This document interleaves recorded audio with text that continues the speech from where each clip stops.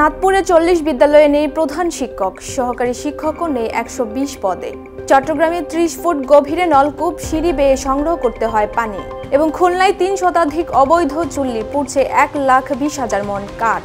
অভিনন্দন ভোরের পাতা সংবাদ সারা দেশের সাথে আছি ফারহানা প্রীতি। শুনছিলেন সংবাদ শিরোনাম, এবার বিস্তারিত।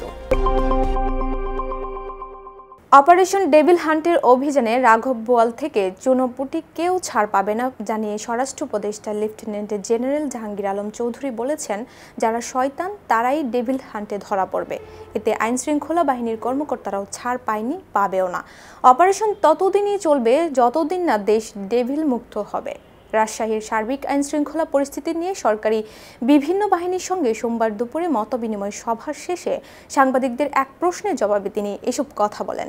রাজশাহী জেলা প্রশাসক কার্যালয়ের সভা কক্ষে এই মতবিনিময় সভা অনুষ্ঠিত হয়। স্বরাষ্ট্র উপদেষ্টা বলেন, অপারেশন ডেভিল হান্টে কোনো নির্দোষ ব্যক্তি যেন শাস্তি না পায় সেজন্য সব ব্যবস্থা নেওয়া হয়েছে। এজন্য একাধিক কমিটি রয়েছে। অপারেশন ডেভিল হান্টে রংপুর মহানগরীতে 6 এবং বিভাগের 8 জেলা থেকে 25 জনকে গ্রেফতার করেছে যৌথ বাহিনী। শনিবার থেকে সোমবার সকাল 6টা পর্যন্ত তাদের গ্রেফতার করা হয়। এ নিয়ে অপারেশন শুরুর পর থেকে এ পর্যন্ত মোট গ্রেফতার হলো 50 জন। রংপুর মহানগর পুলিশ কমিশনার মোহাম্মদ মজিদ আলী বলেন, অপারেশন ডেভিল হান্ট আমরা জিরো টলারেন্স নীতিতে পরিচালনা করছি। বৈষম্য বিরোধী আন্দোলনের মামলা ছাড়াও বিভিন্ন অপরাধীদের আমরা গ্রেফতার করছি। এই অভিযানে অপরাধীরা ছাড় পাবে না। রংপুর রেঞ্জ ডিআইজি আমিনুল ইসলাম জানান, গ্রেফতারকৃতদের বিরুদ্ধে বৈষম্য বিরোধী ছাত্র আন্দোলনে হামলা, হত্যা চেষ্টা সহ নাশকতা পরিকল্পনা এবং অর্থ যোগান দেওয়ার অভিযোগ আছে। এরা সবাই আওয়ামী লীগ এবং তার সহযোগী সংগঠনের নেতাকর্মী। চাঁদপুরের ফরিদগঞ্জে 190টি সরকারি প্রাথমিক বিদ্যালয়ের মধ্যে 40টি বিদ্যালয়ে নেই প্রধান শিক্ষক। আর সহকারী শিক্ষকের 1335টি পদের মধ্যে 120টি পদ শূন্য রয়েছে।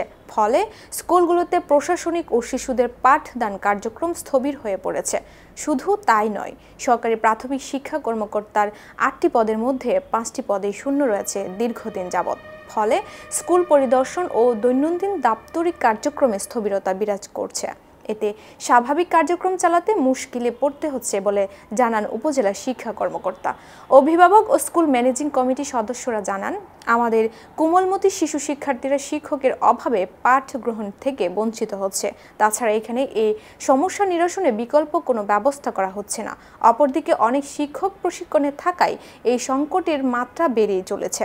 এ বিষয়ে উপজেলা শিক্ষা কর্মকর্তা শিরিন সুলতানা ইত্তেফাককে জানান, ঊর্ধ্বতন কর্তৃপক্ষের নিকট শূন্য পদের তালিকা পাঠানো হয়েছে। আশা করি কম সময়ের মধ্যে এই সমস্যা নিরসন করা যাবে। চট্টগ্রামের মিরসরাই উপজেলার করেরহাট ইউনিয়নের একটি গ্রাম ঘেরামারা আজিজনগর। গ্রামটির পূর্ব পাশে 3 শতাধিক মানুষের বসবাস, অথচ গ্রামের 5টি পরিবারের জন্য রয়েছে মাত্র একটি নলকূপ। 7 বছর আগে 30 ফুট গভীরে বসানো হয় নলকূপটি। 300 মানুষের পানির জন্য ভরসা এই একটি মাত্র নলকূপ। বিস্তারিত ডেস্ক রিপোর্টে। চট্টগ্রামের মিরসরাই উপজেলার করেরহাট ইউনিয়নের একটি গ্রাম ঘেরামারা আজিজনগর। গ্রামটির পূর্ব পাশে 3 শতাধিক মানুষের বসবাস, অথচ গ্রামের 50টি পরিবারের জন্য রয়েছে মাত্র একটি নলকূপ। 7 বছর আগে 30 ফুট গভীরে বসানো হয় নলকূপটি। 300 মানুষের পানির জন্য ভরসা এই একটি মাত্র নলকূপ। খোঁজ নিয়ে জানা গেছে, ঘেরামারা আজিজনগর একটি পাহাড়ি গ্রাম। গ্রামে কোনো পুকুর বা নলকূপ নেই। 7 বছর আগে ওই গ্রামে বসতি শুরু করা মাফিয়া বেগম বেসরকারি সংস্থা আশা থেকে 30,000 টাকার ঋণ নিয়ে একটি নলকূপ বসান। পাহাড়ি অঞ্চল হওয়ায় প্রথমে পানি পাননি। পরে 30 ফুট মাটি খুঁড়ে সেখানে বানানো হয় নলকূপ। তবে নলকূপটি দিয়ে সেভাবে পানি ওঠে না। সম্প্রতি আজিজনগর গ্রামে গিয়ে দেখা যায়, 30 ফুট গভীরে স্থাপন করা নলকূপ দিয়ে পানি তোলার জন্য মাটি ও পাথর দিয়ে তৈরি করা হয়েছে 18টি সিঁড়ি। সেই সিঁড়ি বেয়ে নিচে নেমে পানি সংগ্রহ করে আবার সিঁড়ি বেয়ে ওপরে উঠতে হয়। এজন্য অনেকে ভয়ে পানি সংগ্রহ করতে আসেন না। সেখানে কথা হয় স্থানীয় বাসিন্দা ও নলকূপটি স্থাপনকারী পরিবারের সদস্য মাফিয়া বেগমের সঙ্গে। তিনি বলেন, ঋণ নিয়ে নলকূপটি বসিয়েছি। প্রথমে অনেক কষ্ট করেও পানি পাওয়া যায়নি। পরে মাটি খুঁড়ে কুয়া তৈরি করে নলকূপটি স্থাপন করা হয়। তারপরও শুষ্ক মৌসুমে আশানুরূপ পানি পাওয়া যায় না। আবার বর্ষাকালে বৃষ্টির পানিতে ডুবে থাকে নলকূপ। পানির জন্য আমাদের কষ্টের শেষ নেই। পানি নিতে আসা পঞ্চশোর্ধ্ব রাবেয়া খাতুন বলেন, আমাদের গ্রামটি পাহাড়ি এলাকায় হলেও কোনো বিচ্ছিন্ন জনপদ নয়, তবু এখানে কোনো ধরনের সরকারি সুযোগ সুবিধা পৌঁছায় না। চলাচলের ভালো রাস্তা নেই, বিদ্যুৎ নেই, পানি সংকট। এ বিষয়ে জানতে চাইলে করেরহাট ইউনিয়ন পরিষদের ভারপ্রাপ্ত চেয়ারম্যান মোহাম্মদ মহিউদ্দিন বলেন, বিষয়টি জানার পর এলাকাটি পরিদর্শন করেছি। খুব শিগগির পানি সংকট নিরসনে উদ্যোগ নেওয়া হবে। মিরসরাই উপজেলা নির্বাহী কর্মকর্তা মাহফুজা জেরিন বলেন, পানি সংকটের বিষয়টি জানতে পেরে স্থানীয় ইউনিয়ন পরিষদের চেয়ারম্যানকে যথাযথ ব্যবস্থা নেওয়ার নির্দেশ দেওয়া হয়েছে। ডেস্ক রিপোর্ট, ভোরের পাতা। খুলনায় প্রায় ৩ শতাধিক অবৈধ চুল্লিতে অবৈধভাবে পুড়ছে ১,২০,০০০ মন কাঠ। আর এতে শুধু ফসলের ক্ষতি নয়, নানা প্রকার রোগে আক্রান্ত হচ্ছেন স্থানীয়রা। অথচ এর সকল অবৈধ চুল্লি নিয়ে সংবাদ সংগ্রহ করতে গেলে স্থানীয় উপজেলা পর্যায়ে সাংবাদিকদের দেওয়া হচ্ছে মৃত্যুর হুমকি। পরিবেশ অধিদপ্তর ২-১টি চুল্লি ভাঙলেও ধরাছোঁয়ার বাহিরে থাকছে অধিকাংশ অবৈধ চুল্লির ব্যবসায়ী। স্থানীয় প্রশাসনের পক্ষ থেকে কোনো বাধা না থাকায় পরিবেশ বিপর্যয়ের পাশাপাশি স্বাস্থ্য ঝুঁকি ক্রমশ বাড়ছে। বিস্তারিত ডেস্ক রিপোর্টে। কখনো দাউ দাউ করে, আবার কখনো মৃদুলয়ে পুড়ছে কাঠ। কাঠের ধোঁয়ায় নষ্ট হচ্ছে প্রাকৃতিক পরিবেশ, গাছ ও ফসল। শ্বাসকষ্ট, চর্মরোগ সহ নানা রোগে ভুগছে স্থানীয় বাসিন্দারা। রূপসা উপজেলার রামনগর, রহিমনগর, শিরগাতি, সিংহেরচর, ঘাটবোক সহ রূপসা নদীর তীরে প্রায় ১.৫ শতাধিক চুল্লি তৈরি হয়েছে। এছাড়া বাটিয়াঘাটা উপজেলার পাইকগাছার চাঁদখালী, ধামরাইল, ফতেপুর, কয়রা উপজেলার নকশা সহ সুন্দরবনের কোল ঘেঁষে প্রায় ১/২ শতাধিক চুল্লি গড়ে উঠেছে। ডুমুরিয়া ও দিঘলিয়া উপজেলায়ও দেখা গেছে একই চিত্র। ভয় পেলেও ভোরের পাতার ক্যামেরা দেখে স্থানীয়দের যেন অভিযোগের শেষ নেই। ১৫-১৬ বছর আগে ছিল একটা, এখন ধরেন এই নতুন হয়েছে, ধরে ৪-৫ বছর হয়েছে, প্রায় ৩০-৪০টা। ওইগুলার কারণে ওই সমস্যা হয়েছে কি, ওই রাস্তাতে মানুষ চলতে পারে না, এই ধুমার কারণে ধান টান হয় না, এই হচ্ছে সমস্যা। আর ওই ধান টান নিচে দেওয়া হয় না। এই গাছগাছালি ক্ষতি ছাড়া আর আমাকে বাড়ি কারি কুলি করে যাচ্ছে, এই ছাড়া আর কিছু না। গন্ধ দম থাকতে কষ্ট হয়, তারপরে আরো কত কিছু গাছগাছালি নিয়ে যায় জলে। সেই সমস্যা মাথাঙ্গি দূরে মানে আমি তো বেশ দাঁড়াই আইসি কেন শুধু। এ সকল অবৈধ চুল্লি মালিকেরা এতটাই প্রভাবশালী যে তাদের বিরুদ্ধে সংবাদ সংগ্রহ করতে গেলে স্থানীয় সাংবাদিকদের হুমকির শিকার হতে হয়। তবে ভোরের পাতার ক্যামেরা দেখে পালিয়ে যাওয়ার চেষ্টা করেন এক চুল্লি ব্যবসায়ী।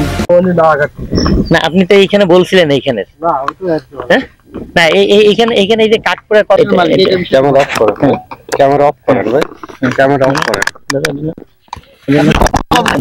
আমি মালিকা ফোনে বলছি, আপনি আমারে চেনেন?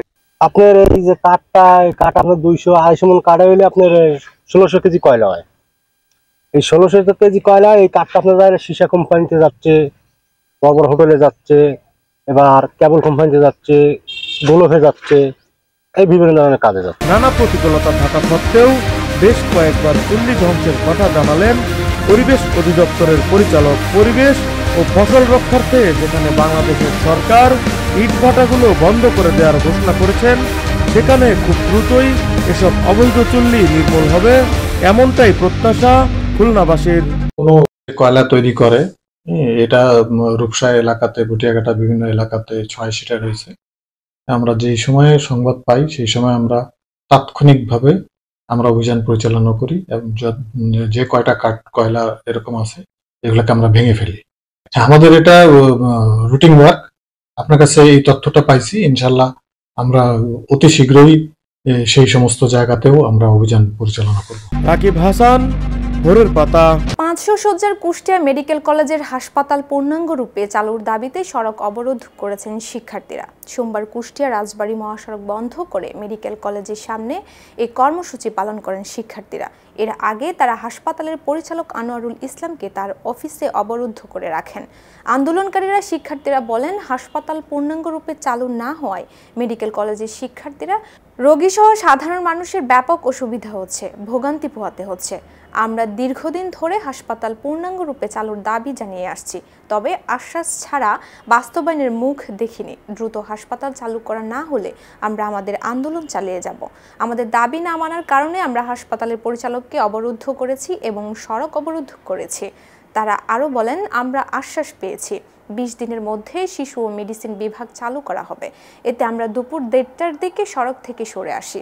আমাদের দাবি না মানা হলে পরবর্তীতে আবারও আমরা কর্মসূচি দিয়ে আন্দোলন করব।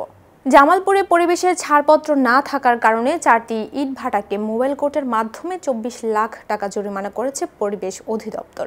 সোমবার সকাল থেকে পৌর শহরের ডাকপাড়ায় ও জঙ্গলপাড়া বোর্ডঘর এলাকায় অবস্থিত 4টি ইটভাটায় অভিযান চালানো হয়।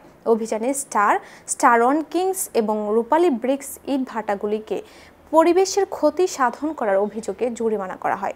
পরিবেশ অধিদপ্তরের নির্বাহী magistrate Sultana Saleha Sumi mobile court পরিচালনা করেন। এই সময় সেনাবাহিনী, পুলিশ ও ফায়ার সার্ভিসের সদস্যরা উপস্থিত ছিলেন। এই অভিযান অব্যাহত থাকবে বলে জানান পরিবেশ অধিদপ্তরের নির্বাহী ম্যাজিস্ট্রেট সুলতানা সালেহা সুমি। সেটি পরিবেশ অধিদপ্তরের একটি নিয়মিত কার্যক্রমের অংশ। সেই নিয়মিত কার্যক্রমের অংশ হিসেবেই আজকে আমরা জামালপুরে সকাল থেকে অভিযান পরিচালনা করেছি। আপনারা অবগত আছেন যে আমরা সকাল থেকে এখন পর্যন্ত 4টি ভাটায় অভিযান পরিচালনা করেছি, যাদের পরিবেশের কোনো ছাড়পত্র নাই, এবং এই 4টি ভাটায় এখন পর্যন্ত আমাদের আদায়কৃত যে জরিমানা সেটি ছিল 6 লক্ষ করে 24 লক্ষ টাকা আমাদের জরিমানা আদায় হয়েছে। এবং এটি আমাদের একটি রেগুলার কার্যক্রম। এই নিয়মিত কার্যক্রমের অংশ হিসেবে আমাদের সারা বাংলাদেশে এই কার্যক্রম অব্যাহত থাকবে। চুয়াডাঙ্গার আলমডাঙ্গায় আহমদ শরীফ হত্যা মামলায় আসামিদের গ্রেফতার ও বিচারের দাবিতে সংবাদ সম্মেলন করেছে পরিবারের সদস্যরা। সোমবার দুপুরে চুয়াডাঙ্গার প্রেস ক্লাব মিলনায়তনে সংবাদ সম্মেলন অনুষ্ঠিত হয়।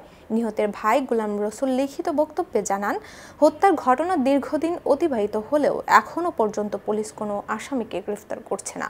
আসামিরা প্রকাশ্যে ঘুরে বেড়াচ্ছে এবং মামলা তুলে নেওয়ার জন্য হুমকি দিচ্ছে। নিহত শরীফের নাবালক 3 কন্যা সহ আমরা নিরাপত্তাহীনতায় ভুগছি, তাই অবিলম্বে আসামিদের গ্রেফতারের দাবি জানান।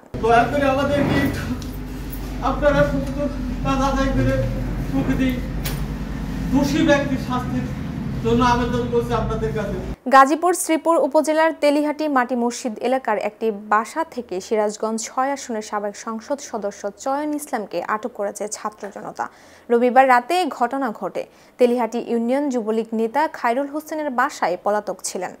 4তলা ভবনের প্রত্যেকটি কক্ষ তন্ন তন্ন করে খুঁজে তাকে বের করা হয়। বৈষম্য বিরোধী ছাত্র আন্দোলনের শিক্ষার্থীদের উপস্থিতিতে শ্রীপুর থানা পুলিশের কাছে হস্তান্তর করেন ছাত্ররা। চয়ন ইসলামকে আটকের খবর পাওয়ায় সাথে সাথে শ্রীপুর থানা থেকে অফিসার ইনচার্জ জয়নাল আবেদিন সহ সঙ্গীয় ফোর্স এনে তাকে গ্রেফতার করা হয়। এ সময় উপস্থিত স্থানীয়রা চয়ন ইসলামের উপর চড়াও হলে পুলিশ জনতাকে বুঝিয়ে চয়ন ইসলামকে থানায় নিয়ে যায়। সংবাদ শেষ করার আগে শিরোনামগুলো আরও একবার। চাঁদপুরে 40 বিদ্যালয়ে নেই প্রধান শিক্ষক, সহকারী শিক্ষকও নেই 120 পদে। চট্টগ্রামে 30 ফুট গভীরে নলকূপ সিঁড়ি বেয়ে সংগ্রহ করতে হয় পানি। এবং খুলনায় 3 শতাধিক অবৈধ চুল্লি, পুড়ছে 1,20,000 মন কাঠ। এই ছিল আজকের ভোরের পাতা সংবাদ সারা দেশ। সর্বশেষ আপডেট পেতে চোখ রাখুন ভোরের পাতায়। ধন্যবাদ।